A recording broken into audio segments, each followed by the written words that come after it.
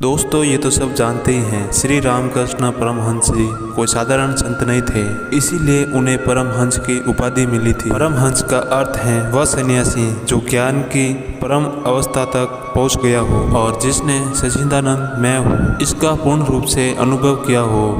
दोस्तों परमहंस जी के जन्म से पहले ही इनके पिताजी के सपने में भगवान विष्णु जी आए और बोले, मैं तुम्हारे घर में आ रहा हूँ, एक लड़के के रूप में तुम्हारे यहाँ जन्म लूँगा।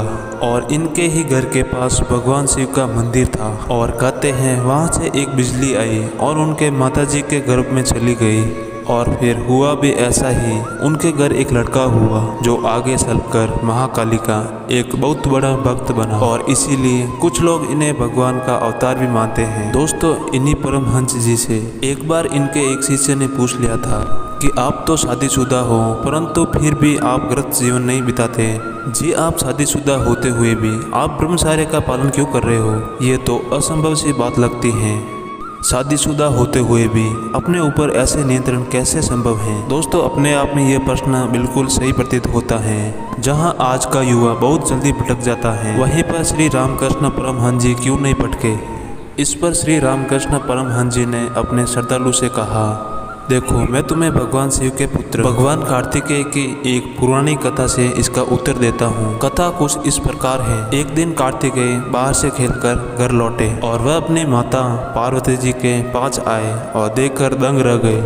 ये क्या, माँ के गालों पे तो खरोंचें पड़ी थी। कार्तिकेय जी क्रोध में आकर बोले, माँ इतना दुस्साहस किसका? माँ मुझे बता, तुम्हारा ये हाल किसने किया? तो माँ पार्वती बोली, बेटा ये तुम्हारा ही कारण है। कार्तिकेय जी हैरान होकर बोले, माँ क्या कह रही हो? मैं तो घर से बाहर खेल रहा था और मैं तो तुम्हारे साथ ऐसा कुछ करने की सपने में भी नहीं सोच सकता। तो माँ पार्वती जी ने कहा, अच्छा तो तुम बताओ, बाहर एक बिल्ली के साथ खेल रहे थे तो तुमने कुछ ऐसे ही बात पे बिल्ली को खेल खेल में अपने नाखूनों से खरोच नहीं दिया था?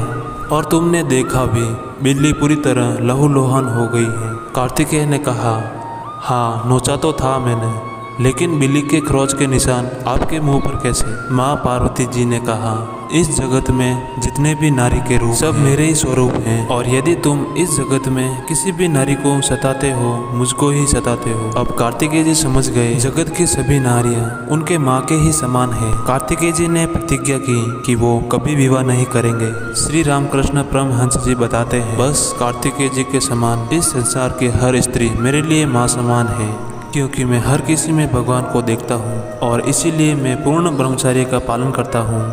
और हाँ, अगर आपको स्त्री के प्रति आकर्षण खत्म करना है तो इस कहानी पर क्लिक करके आप इस कहानी को ज़रूर सुनें। मित्रों परमहंस जी का यह जवाब आपको कैसा लगा?